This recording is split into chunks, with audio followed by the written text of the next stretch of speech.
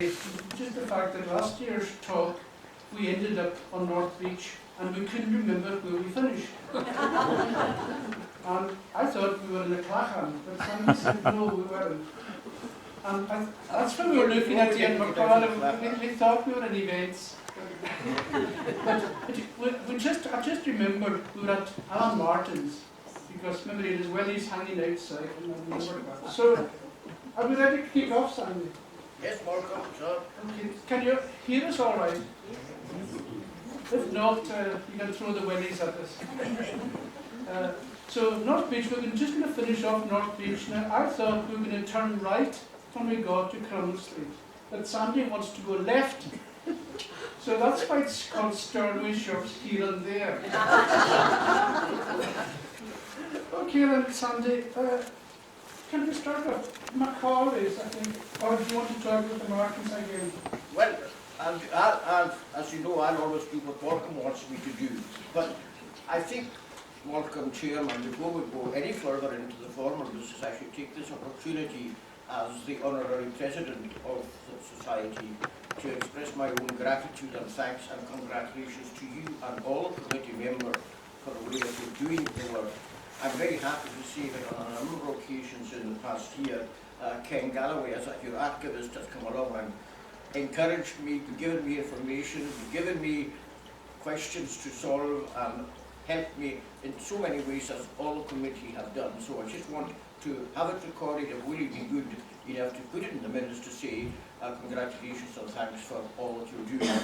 And with that, I'm now willing to go into the class. Here we are.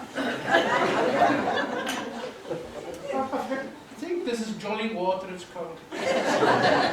So we're going to start with, did you say Alan Martin? Alan Martin, yeah. Or do you want to go to... No, I got a note here on Alan Martin. I thought we had actually finished on Alan Martin last year, but not to worry. Let's just kick it off at Alan Martin's. That is the shop currently Harris Tweed Hebrides, the show shop for that magnificent new organisation.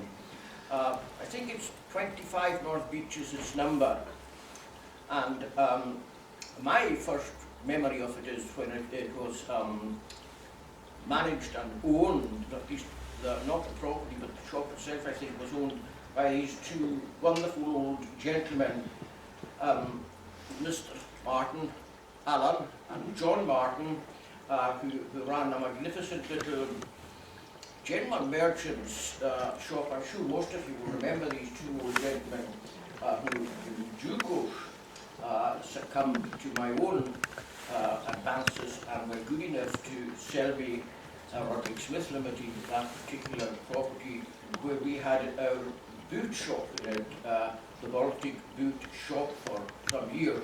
Not to be confused with the Baltic Boot Shop which was just around the corner and we're not coming to tonight.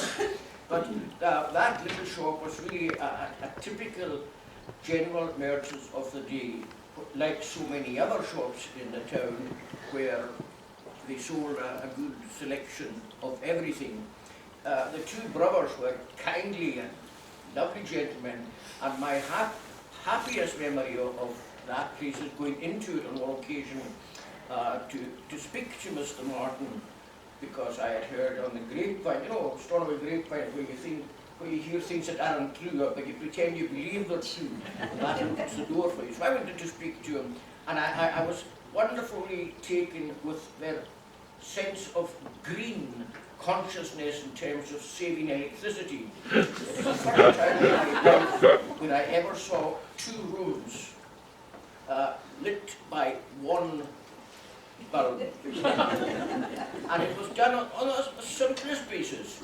They had a hole in the wall and a bulb on a long flex on a string. And when they were working in this room, they pulled us to this room, shop in the other room, pulled it back, and I thought, wonderful, Heath Robinson at his best. That helped to endear me to those wonderful gentlemen. They were from the Arivru Balalan area, and they had owned the shop since about 1930. Before that, it had been owned by one John Mackenzie, who lived on Matheson Road. He came from Urbos, and he was an uncle, I think, of the late Dr. D.R. Macaulay. And he stayed on, as I say, on Matheson Road, just opposite, right opposite the top of Scotland Street. So if you're ever coming up Scotland Street and lose control of your car and go straight on, you'll go into the house that was originally Mr. Mackenzie's. Some of you may also remember a lady who lived in there, Mrs. Jenkins. Some of you remember Mrs. Jenkins? Well, she probably was, but I have her down here as Mrs. George Jenkins. Oh, the way it was at that time. That was her husband. Before women took over. Then we come to before. Can I say something about the Martins? Considering the way Stornoway was in the 1930s, when everything was English in school, etc., they advertised in the Gazette in Gaelic, total Gaelic. It was really unusual for the time.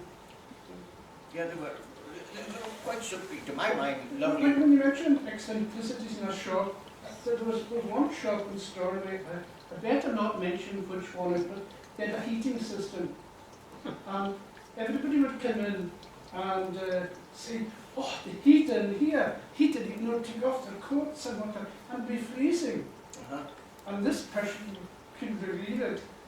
And in the end, he inspected his heating this after, and there was actually that candle that was inside. You were all kidding me. Body warmth. It wasn't, dear. Don't know.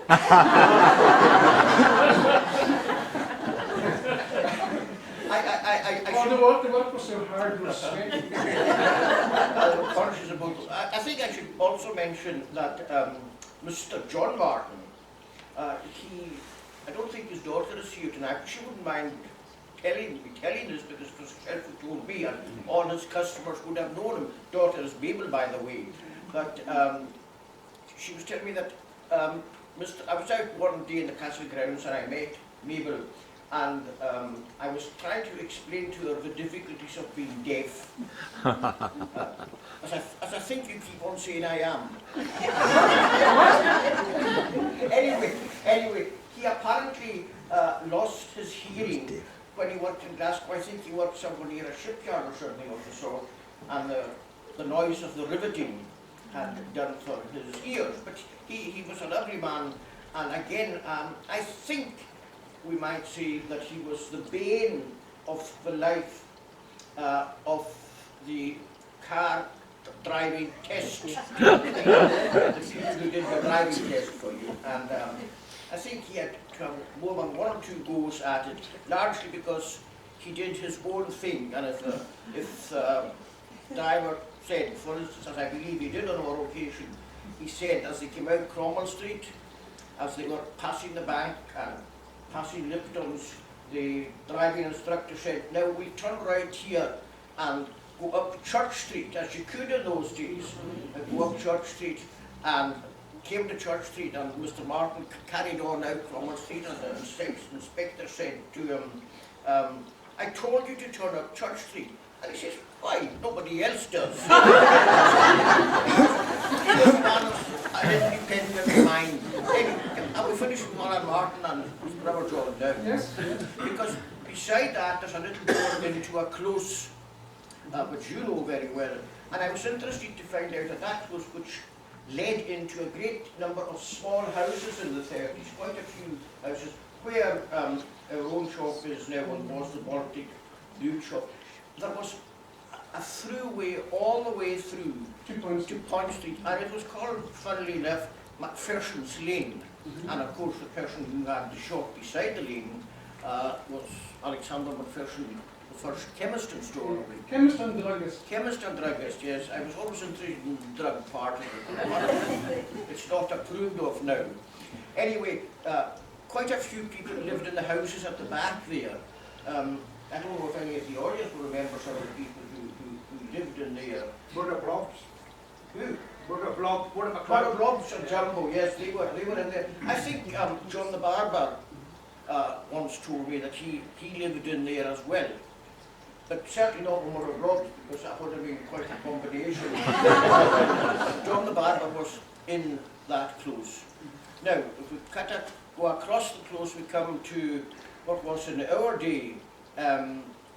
Well, that close was cut up by a wall from... Yes, but that was later on, Later on. when Mr. Bittner bought the property on 8 to 10 Cromwell Street. He put that wall across, and part of that wall was the shed, the out store for Mr. Martin. Oh, yes, yeah. And you'll remember that, because Yes, I'm sure you... Robin McEwen had it afterwards. That Bobby McHugh was in the upstairs flat. And we had our crew, our Pete's on the other side. Yes, We used to get the Pete's dumped on Point Street up to the library. And we'd clear them off the street the seconds before the police. But as you know, we now come to the shop that most of us will know as Alec Macaulay's shop, at 27. And Alec Macaulay came, the original Alec Macaulay. We'll remember, not perhaps Alec Macaulay, but we'll remember his son, Malcolm, better known as Callum Macaulay. He had a draper's shop. M.A. Macaulay. Which is new as Callum Macaulay, and of course again many of you will remember his wife Sandra McLean, one of the Dan Dougal's crowds for those of you who are into the old families of Stornoway. Sandra had been born and brought up on Town Farm, I think, and she was a very nice lady. They stayed up on O'Till Road in a house called Four Winds, on the corner of O'Till Road and Churchill Drive. Every time I think of a house being called Four Winds, I immediately say, well, you come down to Newton when you get 8 winds. Anyway, that was Callum Macaulay, and he had that shop right up until mid-80s. Yeah. My dates are good. It became the cake shop, didn't it? Yes, it became the cake shop on the Giant MacLeod, and they had it in there for quite a few years, and then it became events, and that's where we were looking up at Ian a few minutes ago. And in Ian, of course, events, the shop is now empty, and the... Can I just come in briefly and say that there's an advert in 1934, supposed to be for Alec Macaulay Jr., but there was a misprint and it came out as Ale Macaulay. Ale? The or inferior. So he was Ale Macaulay, and of course next door to a pub on the street. It was called the Lewis Emporium at that time. Oh yes. Now, there's one here just above that, Yeah, that's for another one. Alan and John Martin. Yeah. And I can't Malcolm's speak, going to read it to you. Because it's one of these really wonderful adverts that's entirely in Gaelic. No, let's see it. This is going worldwide, so I was going to pass it on to anybody. I noticed beside it, we've been talking with Willie John Oh, Tommy we later come on. to him, Yeah, and there's Shiatic sauce. Shiatic salts. And Did you, then did you have that Shiatic sauce? I am Shiatic, but not so. We'll come to that, but because of Willie John told me, I'll tell you a wee yarn about him. Not the yarn. Anyway, I just want to make another point about Callum Macaulay. He had a brother that we called Puggy. I don't know if anyone remembers Puggy, but the interesting thing about Puggy is that he, as a young man, went out to Canada under a scheme started by Lord Leverhulme. Lord Leverhulme? Yes. Yeah, early 20s. Early 20s, to encourage young men to go out, I suppose, or perhaps young women, to go out to Canada and make sure that they were, it wasn't Lord Leverhulme. Why did you say Lord Leverhulme? Before the First World War. No, No? it was by T.B. Macaulay Oh, of Sun Sun Life. Life Assurance, and we might come to him, he's the gentleman who largely funded the building of the new town hall. T.B. Macaulay had set up a fund for young men to be taken out to work in his empire, Oh, yes. and he Banking, paid their etc., fees, yes. and Puggy was one of the ones who went out and was very, very successful, that I know more about him than that. Anything else on Alec Macaulay's? Not that I can think of.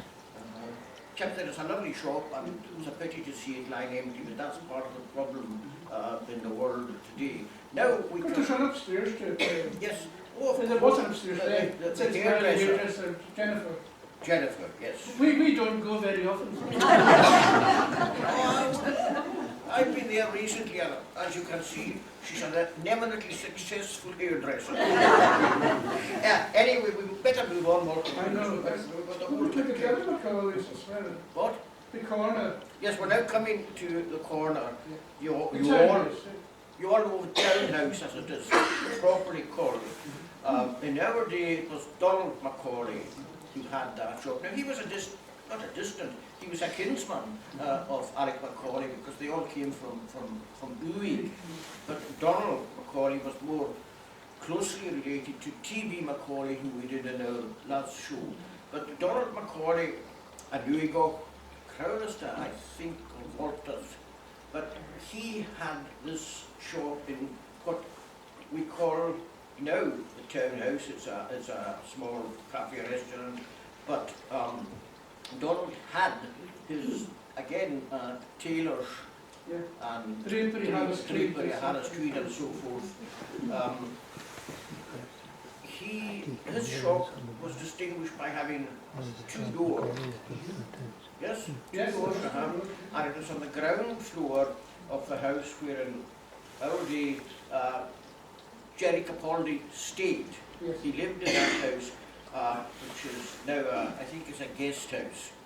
But Donald Macaulay gave up that business, and it was taken over almost immediately after that by McKeever and Darts. Yeah. We moved from Stornoway, towards Burton's. Yeah. But they kept that. Before that, now, Walton, perhaps you didn't know it, but McKeever and Darts were up on Kenneth Street. That's right, yes. In the close, and they had the front shop, and of course McKeever and Darts were very, very go ahead in everything they did. And I think in the 50s they started off recording concerts and ceilidhs in the town hall, and I well remember that they had a lovely recording, and they put out records, discs as you would call them now, the old plastic 78s. And Have you still got them, Sandy? Sorry? Do you still have them? No. No? Just the Historical Society would be interested.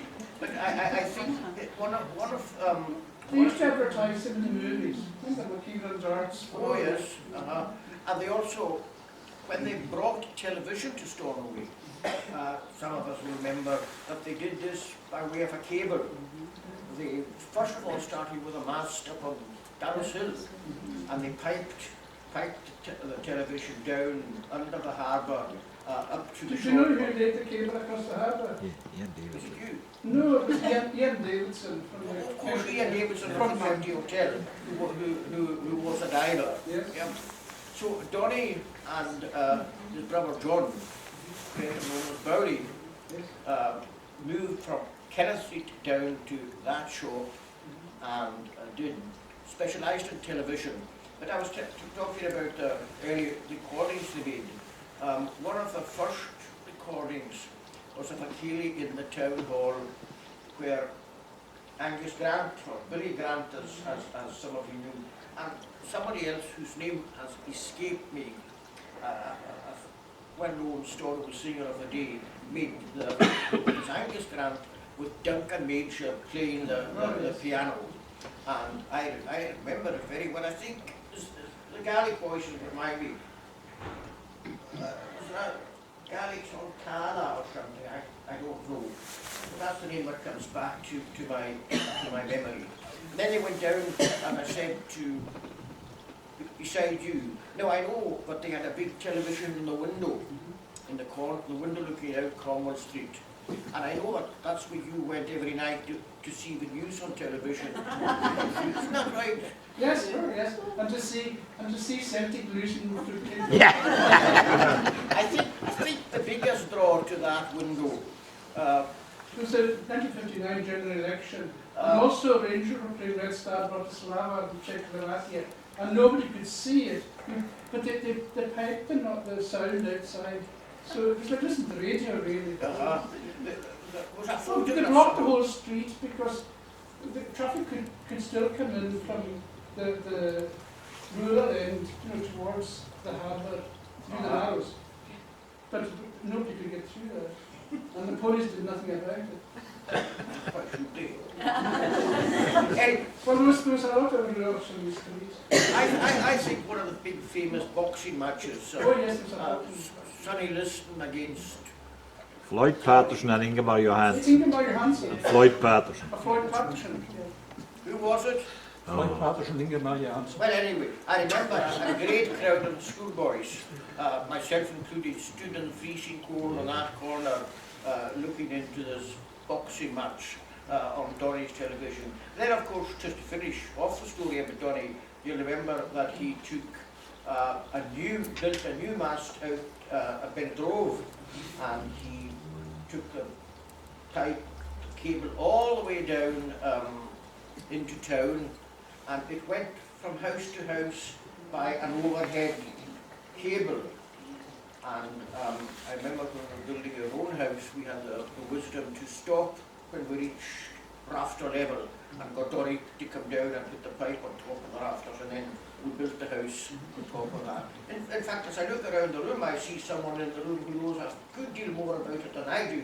Because for many, many years she graced the counter in there. We won't say a word about court. But Yes, I will also see. but Dory, as I said, was a very go-ahead chap. After the shop closed, it became, It was the townhouse right away. it was a town of right away, Horace. Horace. Horace Capaldi. It did move from the central cafe and extended into the whole shop. Yeah, Jerry Capaldi really for that generation. Yeah, He had the little shop yeah, the central cafe. called the Central Cafe. It was Jerry and his wife Winnie, you all know Winnie, who came from Sandwich, and they had the Central Cafe, and then Horace and his father rebuilt the Central Cafe, and then they extended it into the Townhouse. the townhouse. Thanks. And perhaps we should say to the audience something about the origins of the townhouse, because it's one of the oldest buildings in Stornoway. It was way back to about 1785 or something. Yes, yes, it's before 1800, yeah. It's on the it's on the 1821 map, and it's called the townhouse. And the interesting It thing, had a jail, didn't it? I believe that there was a jail there. And apparently the key is down in Edinburgh in the National Archives of Scotland. Delivered there by your grand uncle, Roderick Smith. That was on his release, was it? Thank you for embarrassing me. I didn't know that. But it was the townhouse, and as I say, very early on. It is probably after the demolition of Arden Moor up on Kenneth Street. It is probably the oldest house in town, even including the number 1 North Beach, where the new flats are, where the Canal Gas building was. The old sail loft. The old sail loft. But going back to, where am I going back to more from more? Back to the future. No. No, we'll come back. You were at the sail loft. You were way before that. We were at the townhouse. We were at the And we town. were examining the old history of it. Oh, I had some pearl of wisdom to give out, but it's gone.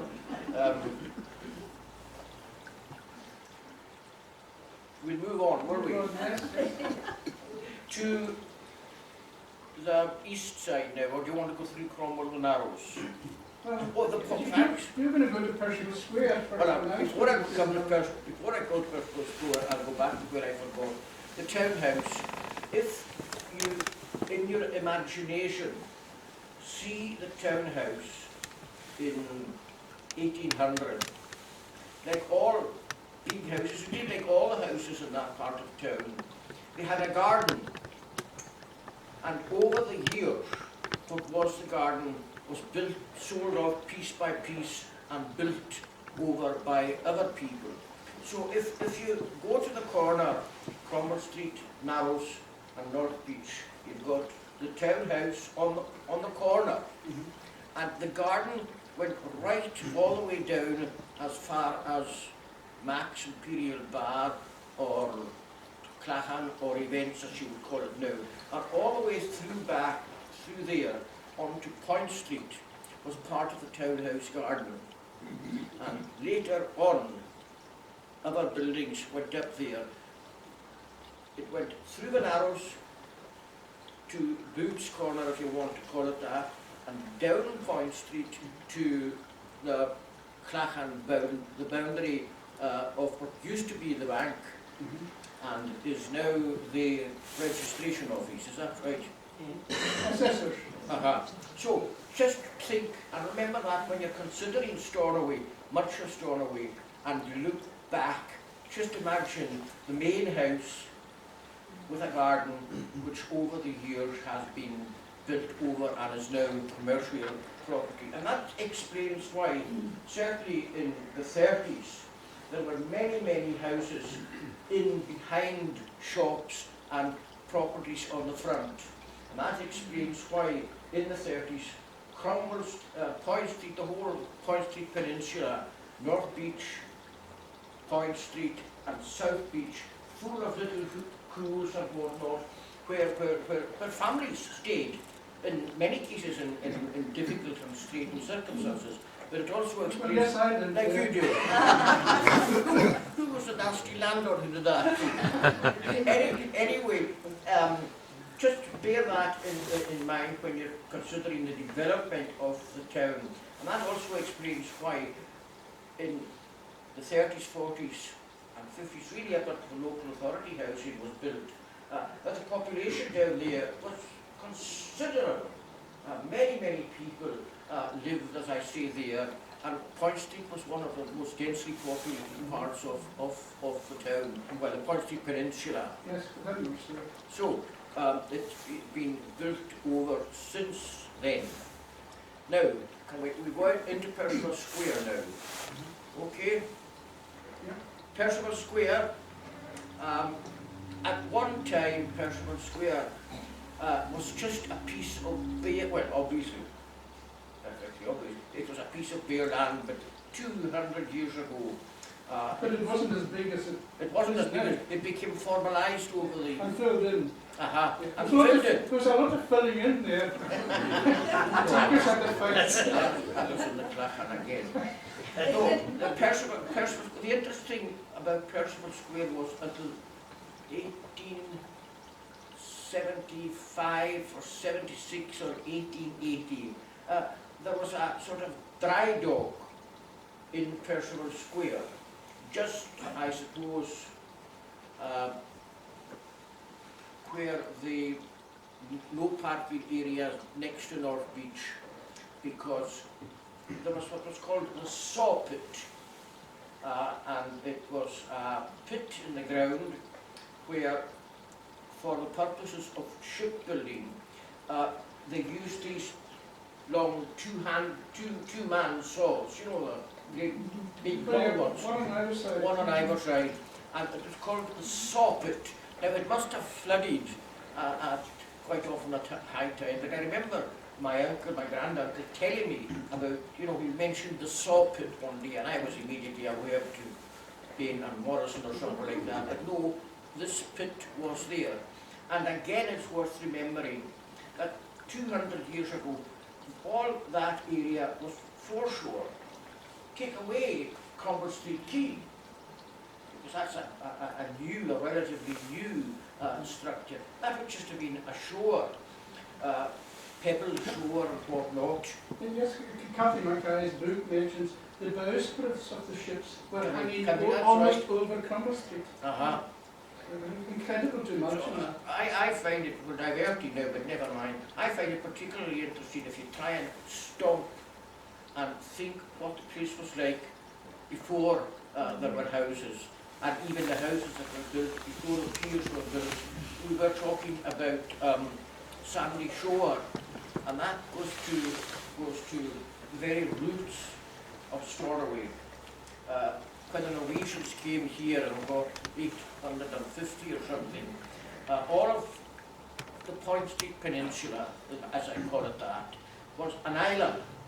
It was sandy spit out into the harbour, and what we call the Glen River came in to the harbour not by its current route down out North Beach and into the harbour. It actually went through what's called the narrows of Cromwell Street. That was not only a continuation of the river, it was also a ditch, and it was in fact, I believe, the moat of the fort that was there in 1600. But going back, Cromwellian fort, there's a map of it in one of the books. It's very interesting to look at. But the reason that, if you want, that Stornoway grew up there was because when the Vikings discovered the island of Lewis and Harris, the Western Isles, the Outer Hebrides, or their way down it, you know, what the Norwegians came down across the North Sea, down the west coast of Britain as far as Dublin. That's another story. They went up to Iceland, and they also went down the North Sea. But as they came down the west coast of Scotland, they obviously occupied Shetland and Orkney, and in due course they came to the island of Lewis. And I understand it that the first camp came down into Broad Bay, and they built their early camp in the area of what we now call the Coquelin.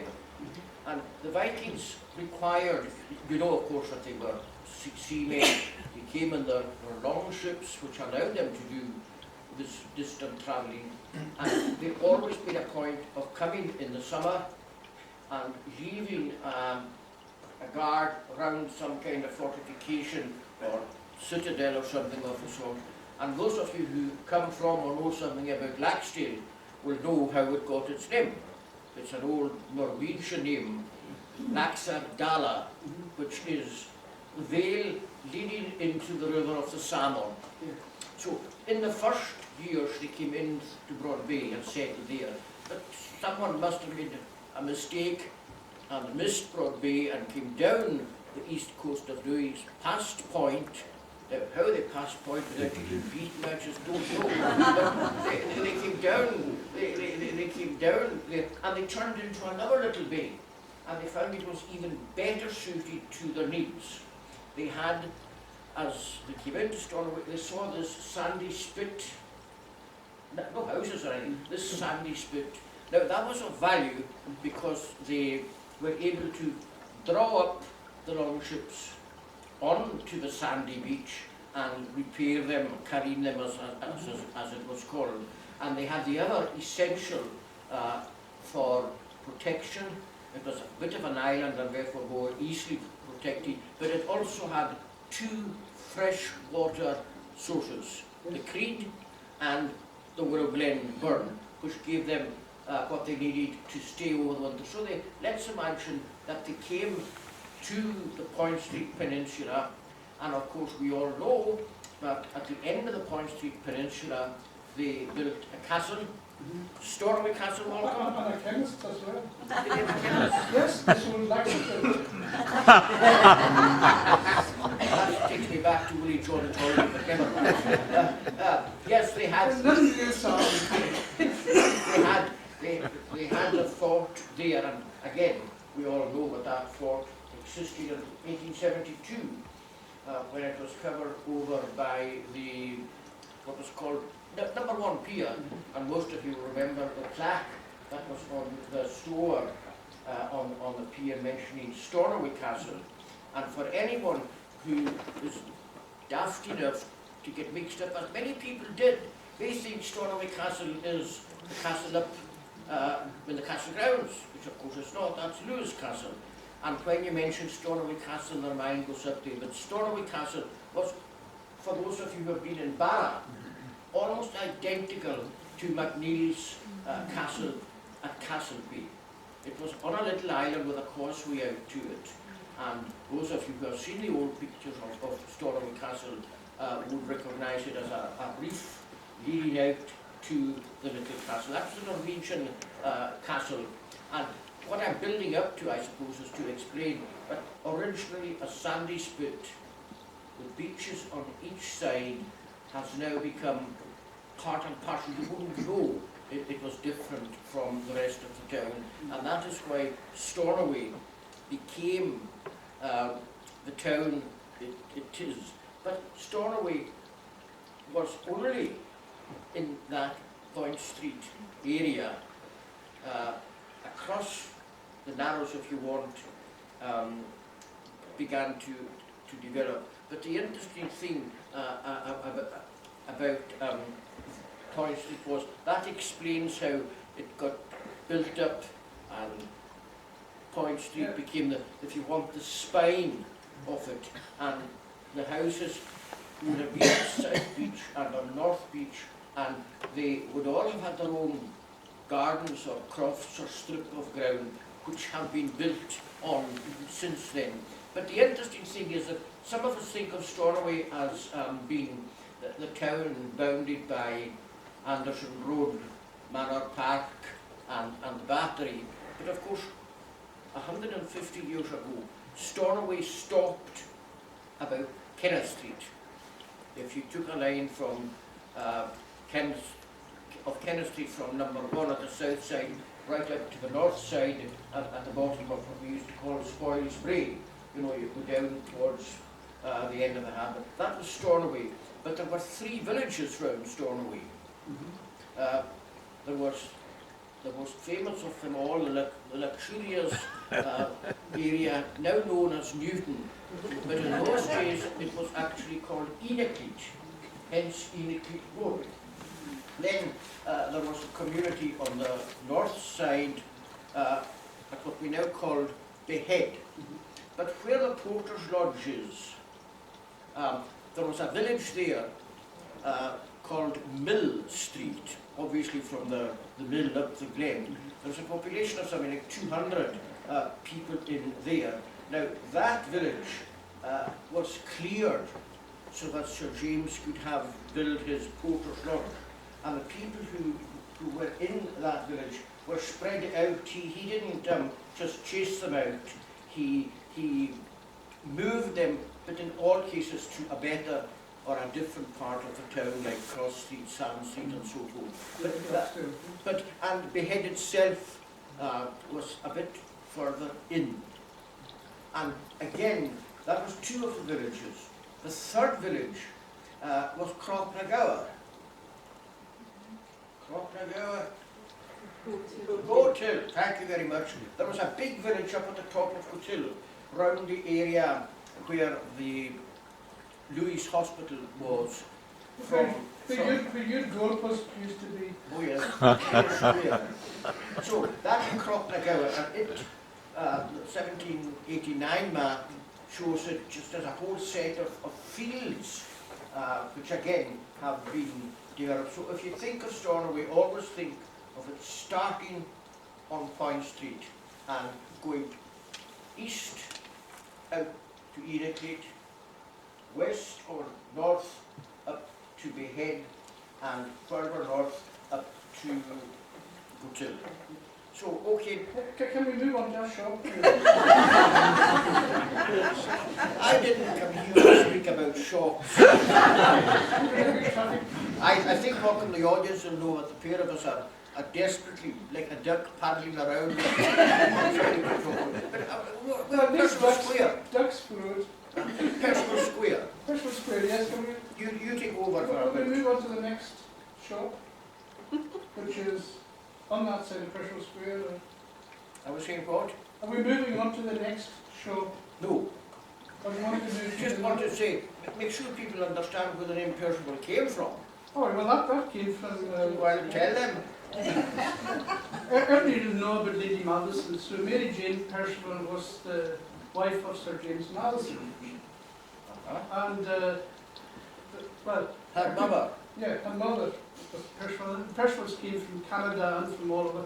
Catherine Mackay could come and Willie Fulcher could come and tell us all about it. They have done in one of our recent talks, so I don't want to replicate that.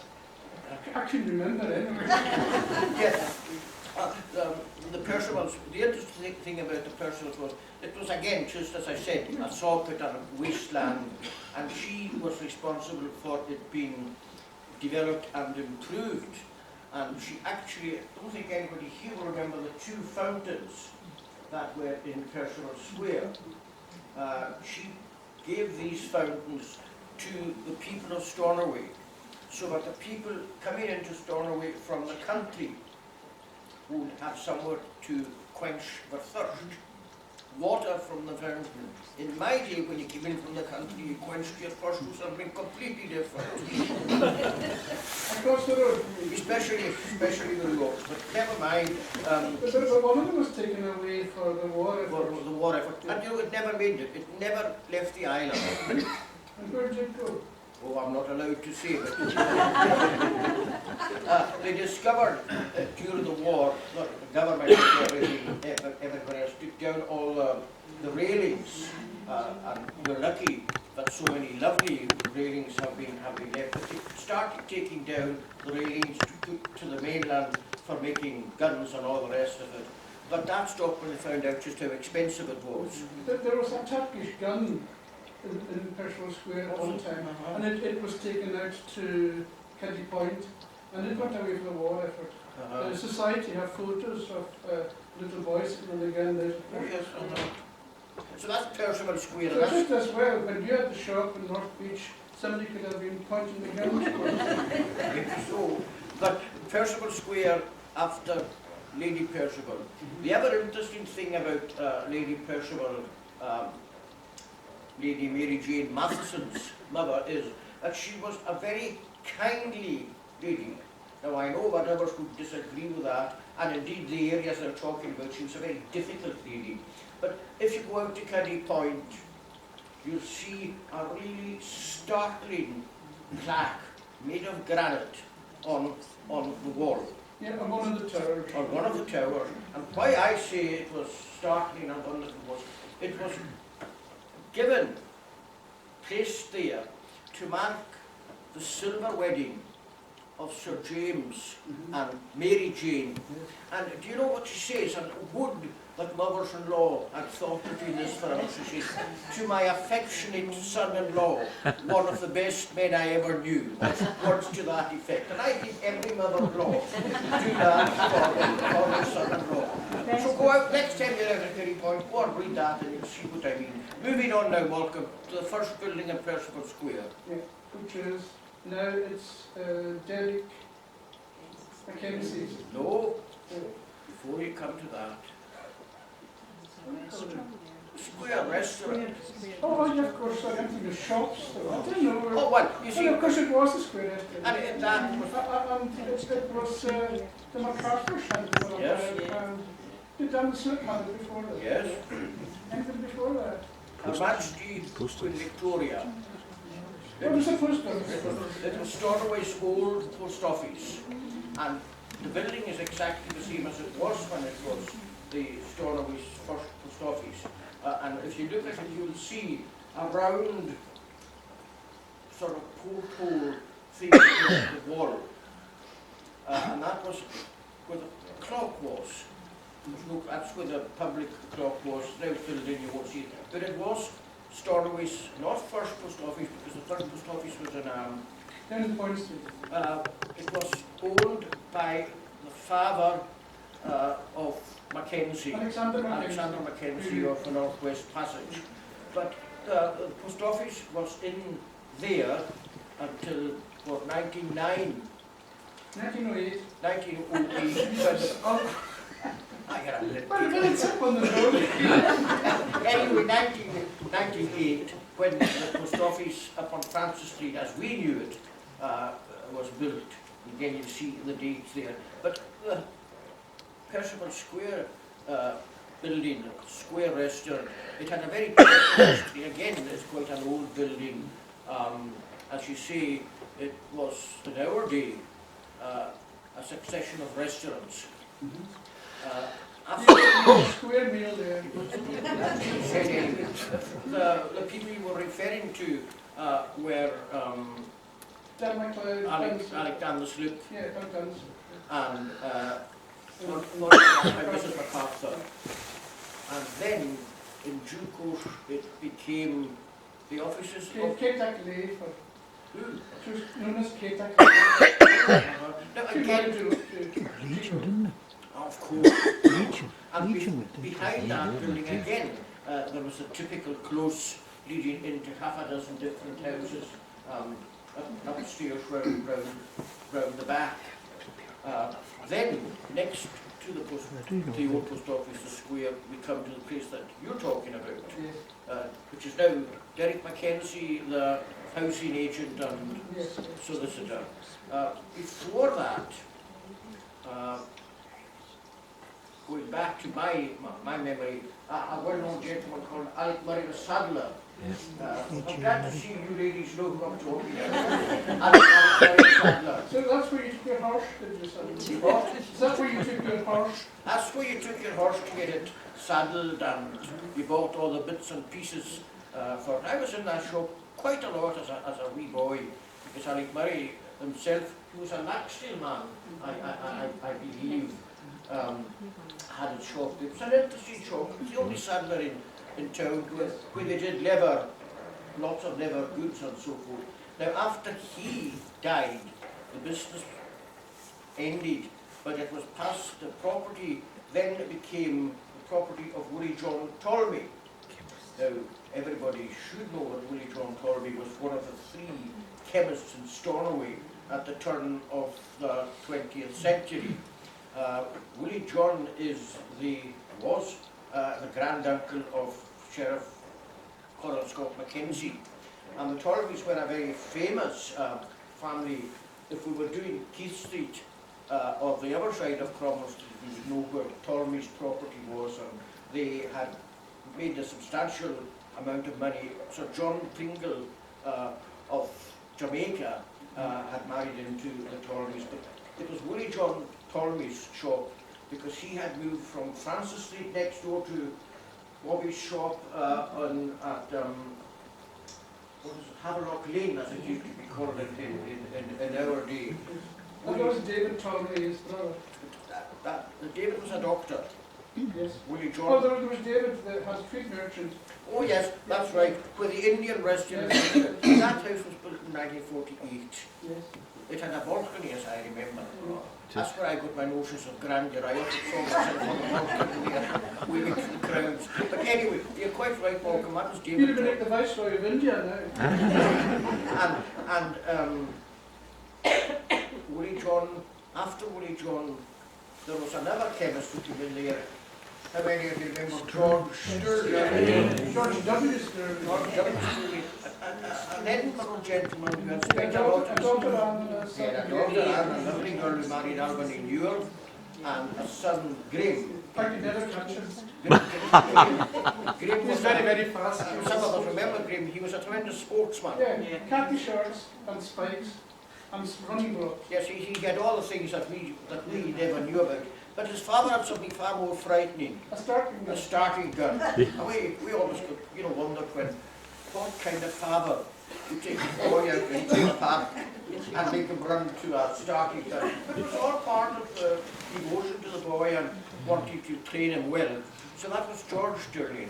If we go back to Tolmie, saw an advertisement, and at one time he actually sold tetraform capsules, which were for sheep. Yes? That chemist been doing taking sheep. Ah, well. Do you still do it? You want the whole story? Well, if your sheep were infested with worms in the stomach. And as you all know, are you ready for this? Most of the worms that sheep and indeed animals, humans get, they have claws.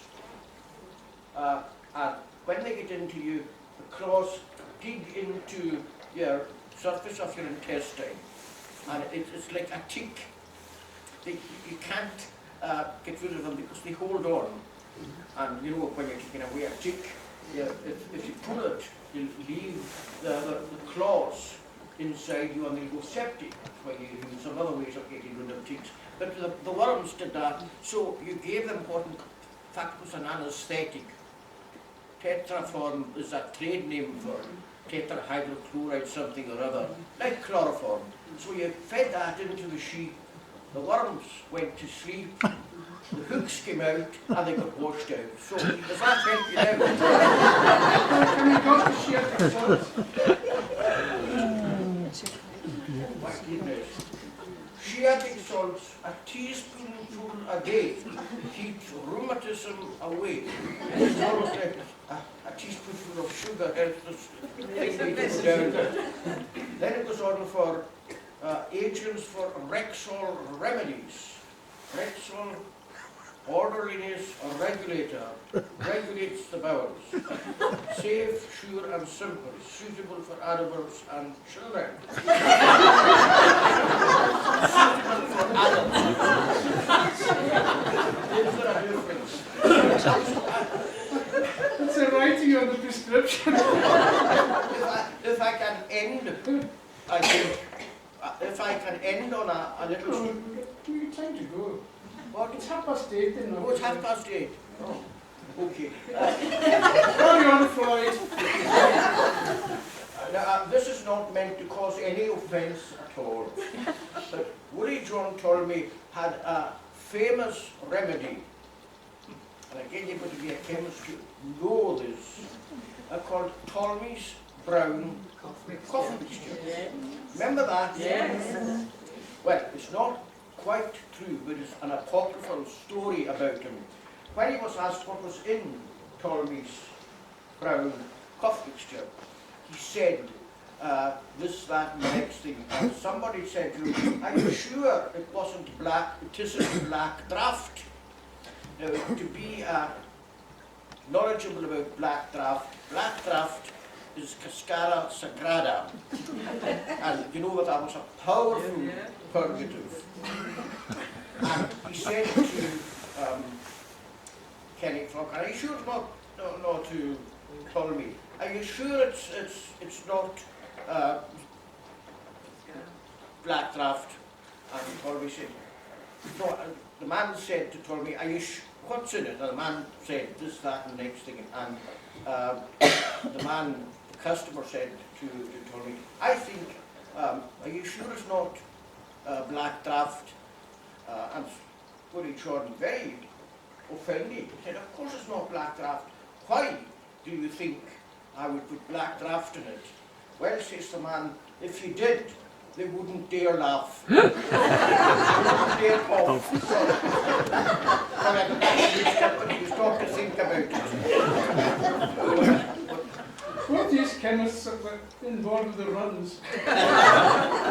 Anyway, Mark, at the time we moved on to the next shop, which is now because DJ Mackenzie, That's where you go if you're a student.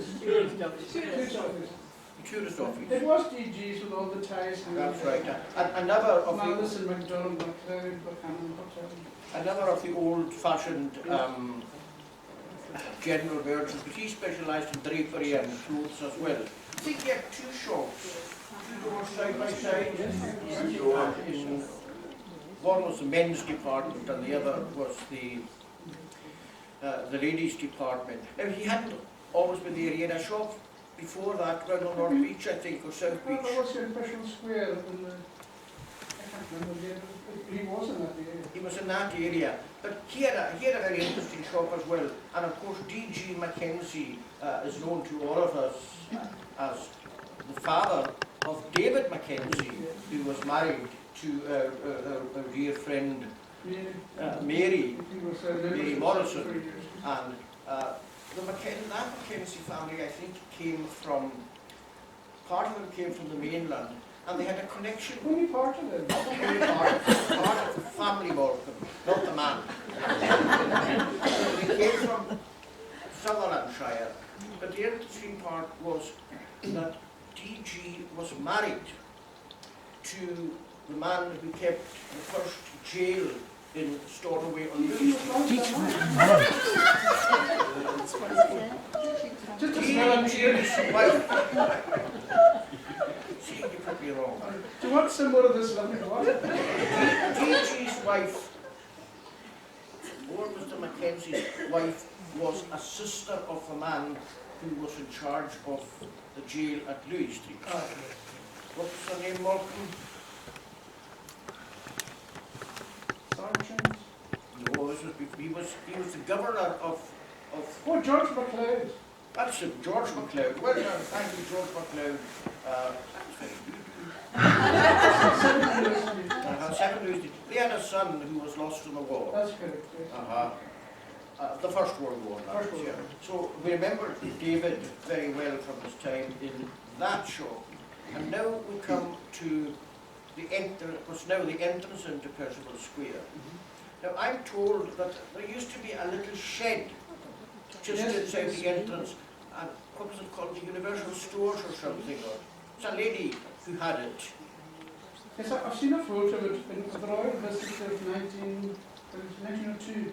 It was there then. Fell down or it was demolished, I'm not sure. It was demolished when they made the entrance into the, well, it was taken away, it was only a shed. And then after you pass the shed, we come to granite buildings. Yes, the granite building. And we know that the granite buildings were built in 1870 by J.W. McGilvery.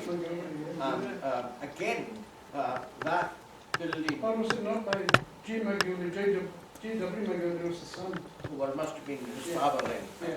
Yeah. That building is built on essentially the seashore again, if you think about the area in front of it is now part of Cromwell Street Quay. But McGilvery was a well-known jeweller, but he had all the property around there. I think the evaluation roll of 1900 or something shows that that area was comprised McGilvery's house and another shop beside it, which we would be calling as Mackenzie and McSween. It's now, is that where the Hyderboard is? No, Mackenzie and McSween were there. Between the Hyderboard and Jimmy Clinton was for a while. Yes. And then Baker's, Kenny Buller. Jimmy Bullows and Jimmy Clean was in it too. oh yes, you're quite right. Mackenzie and McSween were next door to it. Yes, but he had originally had a shop, Mackenzie and McSween, on Oh, Bank Street. not picture of that. That's right. I'm looking to see what it says here for McGilvery. I remember an old man in that shop. It must have been J.W. Oh McGilvery. yeah, he died in 1956. 56. He was actually, he actually played for the first Stornoway Athletic football team in 1891. J.W. McGilvery. In Port 3. That was the first game was in Port 3. But amazing. He used to go walk around the grounds quite regularly. Oh, yes. And he had a little watch and he used to stand outside. Now there was two sisters as well. And at one time they had a snooker room at the back. He had? A snooker room. Well, billiard rooms at the back. No, the mortuary was at the back as well. Yes, the mortgage. And McLennan were there at Yes, the back. the printers. That's Mackenzie and McCaskill. The printers were, what do you call them again? McCaskill. McCaskill and Dan- Mackenzie and McCaskill. No, he wasn't Dandy McCaskill. No, it was his brother. It was his brother. We're falling apart, remember? His brother was Neely McCaskill. And those of you who, like myself, went to the High Church Sabbath School, you can see what good that did me. He went, Neil McCaskill was the little gentleman with the big boots who played the mouth organ. Do any of you remember him? Yes, at the Well, business yeah, that's, of course, we shared the experience, Miles. He played the mouth organ at the Sunday school soirees, and he was a printer. So you ever in the printers there? Yes? Yeah, I was in with Angus and Son, you know, fielded in the guns. Yeah, because the Mackenzie and McCaskill and Mackenzie. That Mackenzie, Mr. Mackenzie, was one of the Putts. You know who I mean by he was a brother of the original Putt Mackenzie, and I only know that because on my class in school I had a classmate called Angus Mackenzie from Seaview Terrace, who was one of the Putt boys, Anna Gillis's brother, and when we were little he took me in there to see his uncle's printing shop. The printing press in there had come from Tommy Nicholson's. Yeah, that's correct. I thought it was in the same place, but yeah, it was in the Nicholson's. Or did it come from... Or was that not where Tommy Nicholson had his printing work? Tommy Nicholson had his own printing works, but I think he sold the printing press to... They did leaflets and things. Yes, they did. They did one of the tents, was Robbie Tent, was he? Robbie Tent. Oh, Abbey. And Kenny Dan. Kenny Dan McDowell. Oh, Vicky went to the Gazette. I Yeah. didn't know that. Do you want to come down? Well, They did the posters for the movies. yeah, I'm sure, ladies and gentlemen, you all know much about this, there's an awful lot that you could contribute. And of course, Mrs. Pennance moved into... Oh, she moved into what was McLennan and McLennan. That's right. Uh-huh. And she had Seymour Street.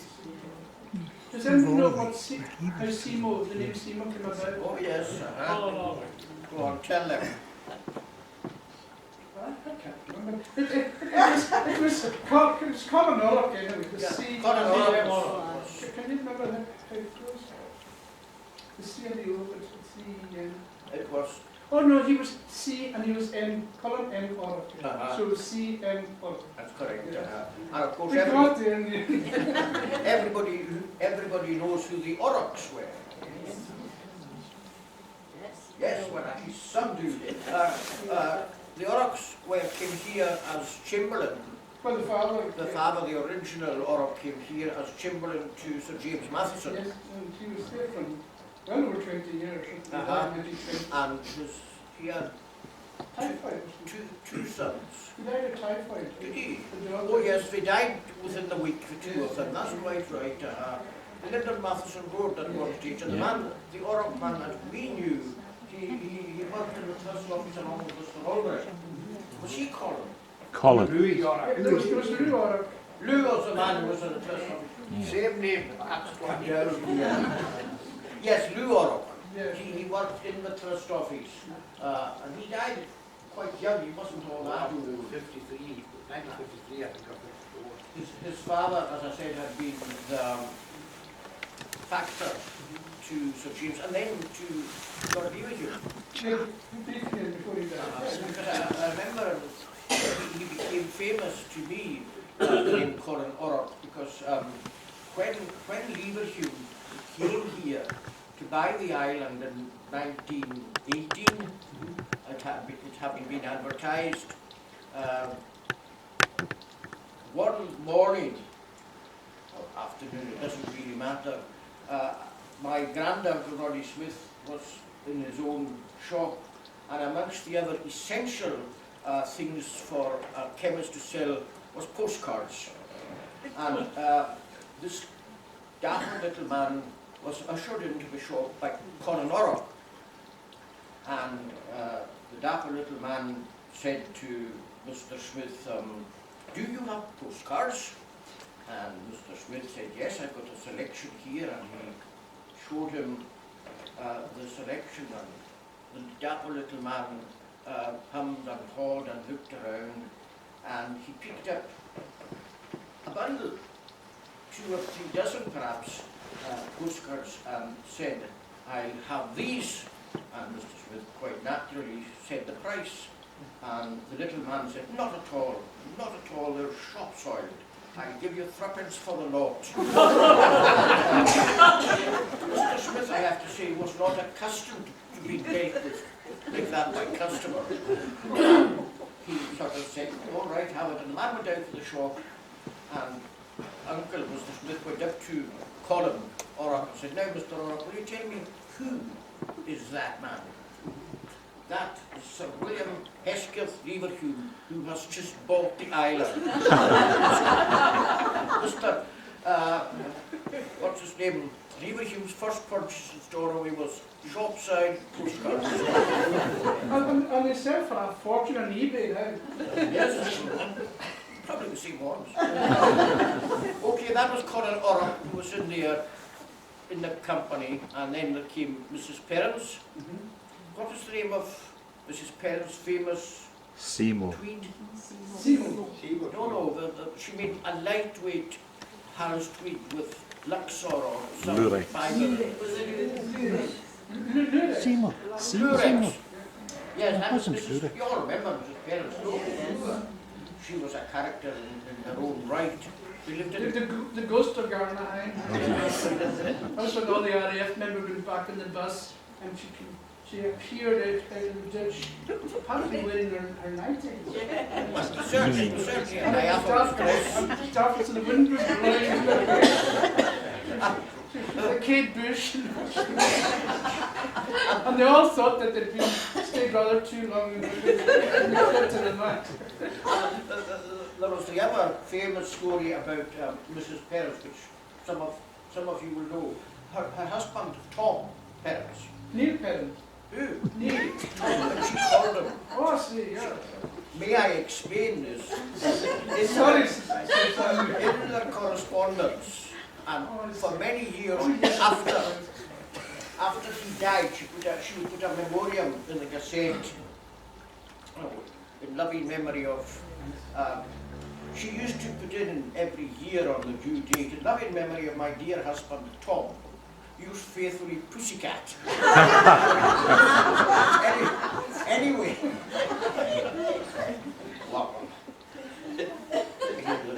This is going worldwide. Me and parents will be succeeding. I hope they appreciate it. Very saucy, isn't it? Tom died on his yacht when it was moored down at the Tarbert Pier. And in short course, whoever was looking after the yacht phoned Mrs. Perrins and told her that Tom Neil had died and she better come down straight away. So Mrs. Perrins made her way as quickly as she could conveniently do so down to Tarbert. And of course, the crowd were round the boat and the word was passing through the village like wildfire that Captain Tom had passed away and that Mrs. Perrins was coming down. When Mrs. Perrins got there and began to talk to various people, she was heard to say, I want a piper, I want a piper. I want a piper immediately. And the man, one of the men in the crowd, not quite understanding their accent, said, oh well, the papers won't be in it.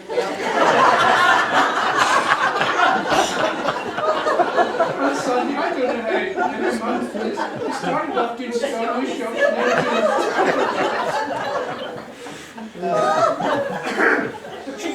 She was a very interesting lady. She had been a policewoman in Liverpool. She was a model as well. What do you see? And the only person I remember who worked with And she inspected me and Ken Galloway in the Boys Brigade. We're a very smart work Ken. I didn't know I that. was in the drill hall. But she Boys Brigade. the person I was thinking of was Mary Hossack worked in that office, I think. That's right. Yes, thanks, yes, because I remember Mary in the, I suppose on many occasions trying to pacify people who are being sorted out by Mrs. Perrin. Well, I better be careful. Cheshire, for those of you who want a bit more on Captain Tom, you'll all have tasted Perrin's, Leanne Perrin's sauce. Good one, eh? Yeah. Now, Martin, is it not time to wind this up? Well, it's got to the time where we're getting close to winding up. And Yes. I'm just thinking my drama.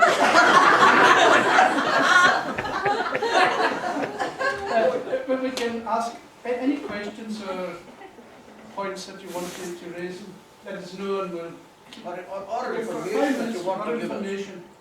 Could you tell me a bit more about Mackenzie and McSween, please? Because my neighbour is the daughter of Mr. McSween.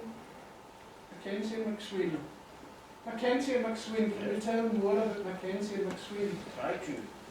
Well, can I just say briefly is that latterly they were getting very, very, they didn't change their stock too often. But they kept going things for people who get older. So a woman from the west side could get a pair of ankle boots and things like that. And in actual fact, in about 1986, they still had football boots in the window that were the original leather without any colouring. But so I think they've been in stock since 1947. amazing show. Can you tell me more about the No, I'm looking over to the ladies on my left here. I'm sure that the McSween man had a daughter about my generation who worked in the council. Do you? I'm right about that. She lived up on the Hill Road. Yeah. That's my neighbour. That's my neighbour, Mary. That's up to me. Oh, Yeah, yeah. I remember they didn't have a till, they just used to have the money on the counter, is that right? All the changes in the counter. Yeah, the change was on the counter, yeah. But we're very modern, weren't we? Everybody Smith's You didn't buy football boots, did you? we didn't want the public. We didn't buy boots and go to Mackenzie and McSween. No.